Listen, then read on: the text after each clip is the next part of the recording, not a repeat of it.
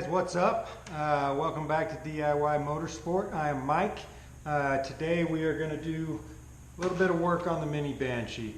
Before we jump into that though, I know we got a ton new subscribers, and I want to thank all of you guys for joining the family. I want to thank all the old subscribers for sticking around, and I want to give a big shout out to Moto Mule, because I know that he sent a lot of you guys here, and honestly, I can't tell you how much I appreciate it, and how much I appreciate all your guys' support. I really look forward to doing more builds with him and meeting up with him and kind of riding some of our things around together. So thank you again, and stay tuned.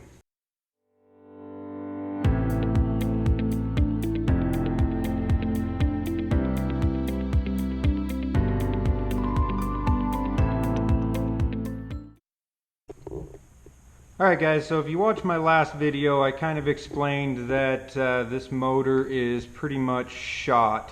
So the plan is that we are going to take the motor out. We're going to do a full rebuild on it. I'm going to do a little bit of research and look into what I need to do to get a port job that's going to give it a lot more bottom end. The more I read about these older 125 motors, the biggest problem is you got to be in the power band to have any sort of power. And unfortunately for what we're doing, that's not really ideal. So I'm going to see what I can do about getting this motor kind of to where we want it, and if not, then I'll start looking into buying a newer 125 motor that runs a little bit better on the low end. But the plan today is to put in this. It is just a 212 Predator motor, and the idea is that my daughter can learn how to ride on this. She won't have to worry about a clutch. She can get comfortable with the four-wheeler while we get the other motor rebuilt. And as soon as she's comfortable on this, we'll have the other one ready to go, and we will slap it in, and then she'll have a whole other learning curve of learning to drive with a clutch. But at least she'll be comfortable on the four-wheeler, so the clutch will just be a new thing to learn. It won't be a whole bunch of things up front. Just going to run a standard go-kart clutch. I did have to get a different sprocket. They just don't make these clutches with the right size sprocket for the chain that we're running, and I really didn't want to switch out the rear sprocket as well. So is what I did is I had a sprocket laying around, just drilled it out to an inch and an eighth, cut all the threads off the other one, and then just TIG welded it on. And so yeah, that should work out. So we're going to go ahead and pull this motor out and start looking at what we need to do to put the new one in. If you guys had watched the old videos, when we put this motor in, we built the motor mounts to where they were removable in case we ever wanted to upgrade the motor down the line. And that's going to work out really well tonight. So we'll be able to basically build a motor mount that houses this motor and bolt it right in without having to cut and weld into any of the paint or anything like that. So let's get started.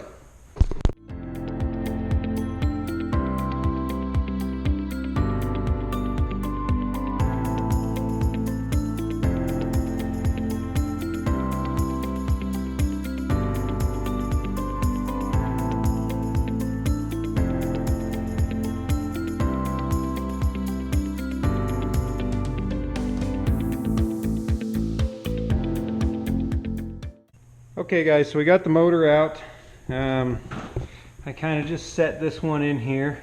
It's going to be kind of weird. The piston's going to have to face backwards, but I really don't want to switch the sprocket over, and then we wouldn't have the rear brakes and all that fun stuff. So we're just going to have to run a little bit longer chain, and then I'll probably build some sort of like cover that'll kind of cover the chain back so she doesn't get her legs caught in it. But we will go ahead and start measuring up and figuring out a motor mount for this thing.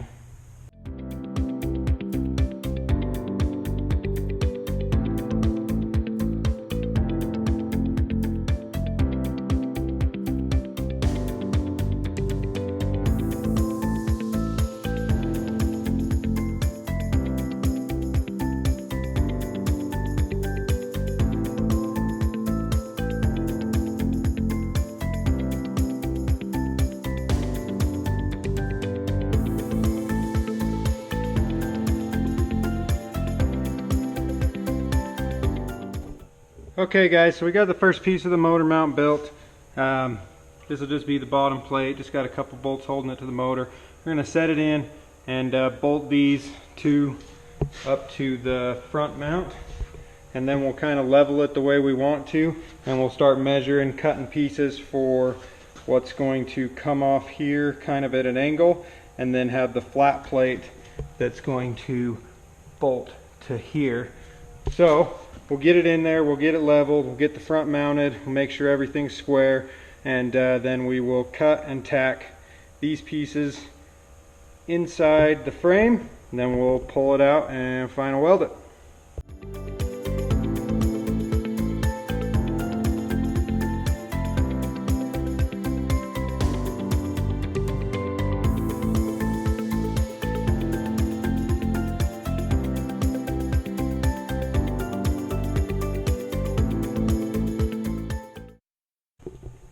Okay guys, so we got the two plates.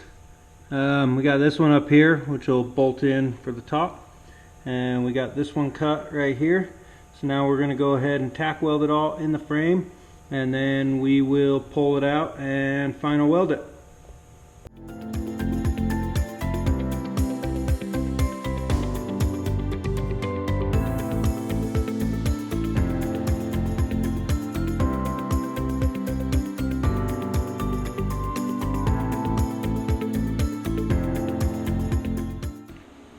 Okay guys, so we got the motor mount just tacked together. We're going to go ahead and tack this in real quick, and that'll just make sure that it will hold its shape when we're welding the rest of it. And then we'll just cut the tack welds off, and our motor mount should be done. So we should be able to mount the motor, start looking at the chain and the intake, and we're going to have to build an exhaust because the exhaust that came with it's just not going to work at all. So we'll end up building something simple for now, and then I'll probably build something that ties into the dual exhaust just for cosmetic reasons. But let's go ahead and get this motor mount finished up.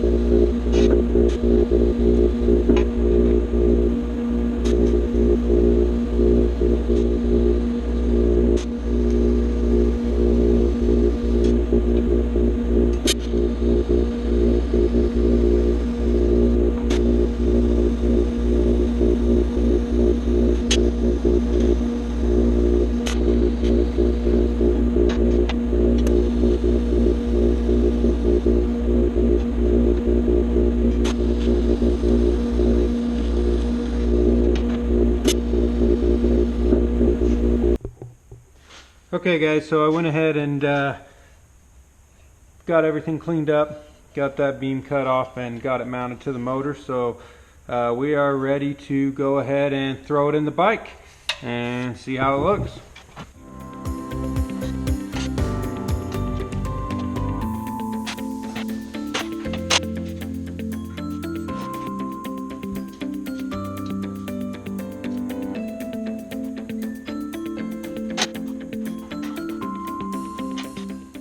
Okay guys, so it's about 2 a.m. I got the bike pretty well done. I just did it off camera because I was basically just putting stuff together. I did get a small temporary exhaust built, which I'll show you guys in a minute. In the morning we're going to have to go get master link for the chain, so I had to extend the chain. We'll get some oil, and we'll get some gas. So all I got is premix here, so we will get this tank drained, and then we'll flush it with some regular gas and fill her up. I want to try and get the e-stop wired in, just so if she has any issues, she can kill the bike right from the handlebars rather than having to reach down to the motor. So we'll do that in the morning as well. And the plan is just to wake up early, get this stuff knocked out, and try and go do a little bit of riding. So let me show you how it turned out. Okay, so the motor's all in. Fits surprisingly well. I went ahead and put the pipes on just simply because it doesn't look like a Banshee without them. So they're not doing anything other than sitting there not doing anything. So here's the exhaust. This is very temporary. The plan is to bring it over and tie it into these pipes, just for no reason other than the fact that then the pipes are functional, and at least doing something. So we've had to extend the chain. The other sprocket was about here, so we'll have to get a master link in the morning. Show you. In order to get the air box to fit, we had to cut it way down, get rid of the cap, but it does have the filter in there, and I did put filter oil on it, so that should work. And we're gonna go out in the dirt tomorrow, but for the most part she'll be riding it around in the neighborhood, so that will do just fine. And yeah, said everything's in, everything fits. That's about it. I left all the coolant lines and the clutch cable and all that stuff just tied up out of the way, just because, like I said, this won't be in here too long, maybe a couple months, just to let her get good and used to it, and then we'll pull it out and hopefully put a fresh 125 in it that's running really good, and then she can learn to ride it all over again. But I'm pretty excited to finally let her try it. I don't think she'll be nearly as scared as she was before. Should be a lot quieter, and she won't have the clutch.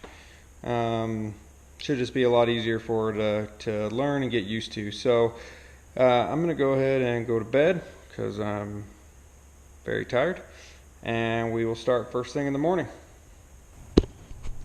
Okay guys, we're back. It is a new day. Four-wheeler is close to being ready to run. I did go get a link. I got the chain all put together. I got some oil. The gas tank is all flushed out, so we need to put oil in it. We're going to lube up the chain really good. Take it for a quick test drive, make sure everything's working okay, and then we will get that kill switch wired in and go grab my daughter.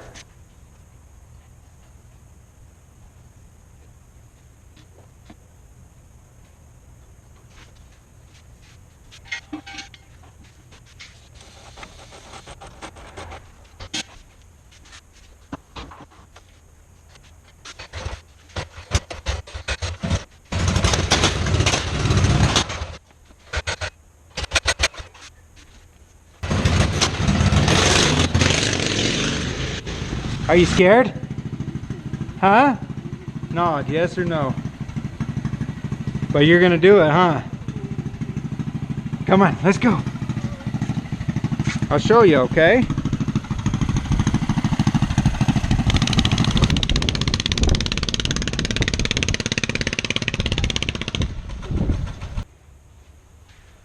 Okay, so we're back, and it's not really getting any fuel, so we're going to pull a few things apart and check it. Alright guys, so we're back. It's a new day. Had a few issues, not too big of a deal, but had to get some parts ordered. Thought long and hard about putting this video off for a few days until we get the parts, but then I thought, what the hell, we'll just go ahead and end it and we will do a new video. So long story short, we got everything in, it's all hooked up, everything's done. Went to go riding it yesterday and it just wasn't getting any fuel. So I kind of messed around with it. I drilled out the jetting with an 038 drill bit, trying to get more fuel because we're getting more air and we don't have the exhaust on it. So I was trying to get it more fuel. Didn't help the problem, so I ended up drilling it out to an 040. Same thing, it ran almost exactly the same. And so I tore it all apart again, and there is a plastic piece that sits between the head and the carburetor. And on the back side of that plastic, there was a gasket. It was not a super thick gasket, but fairly thick as far as a gasket goes, but it was only half of a gasket there. So it was kind of like tapered and put on, but it was only sealing up half of it, so it was sucking air in right there between the carburetor and the engine. So basically that's why it wasn't getting the fuel it needs. It had a major air leak right there, and I fixed it. I went ahead and made a new gasket for it, put it all together, and now it just runs too rich. So I got a new jet. Well, I didn't order jets, I just ordered a whole new carburetor for it. That'll be here in 2 days. I did get a comment about twist throttle on an ATV, which I didn't necessarily agree with at first, but I went ahead and did some reading, and it makes total sense about having a thumb throttle on an ATV just because of the way that you lean when you ride it. It'd be a lot safer for her to have a thumb throttle. With this being really pretty slow right now, it wouldn't be a huge deal, but we're just going to go ahead and get that fixed right away. So the new thumb throttle will be here also the same time as the new carburetor, and we'll get it all put together, and then we will do some riding videos. A little bit more riding, hopefully get out into the dirt and, you know, in a field where she can ride around and not worry about hitting stuff, and get comfortable on it. We're going to see how it goes. I don't know that it's going to have necessarily the low end to pull too much in the dirt with this clutch on it, so we're going to try it. If it doesn't work out all that great, then I'll just order a torque converter. And the only reason that I didn't order a torque converter now, and I want to try it out when it's running good, is because the torque converter won't fit with where the motor's at. I'd have to redo that motor mount and slide the motor forward probably about 2 inches in order to get it to fit. So once the motor's running good, if it runs okay with just a standard clutch, then we're going to go ahead and keep it. If not, we'll order a torque converter and we will remake that motor mount and get it all hooked up. Before we end this video, just again to Moto Mule, thank you so much. I really appreciate it. And also to all the people watching these videos, all your comments, all your likes, it really means a lot, and I'm excited to have all the new viewers, and hopefully we can just keep going up from here. So with that, we're going to go ahead and end this video. Please hit like, please subscribe, and we will see you next time.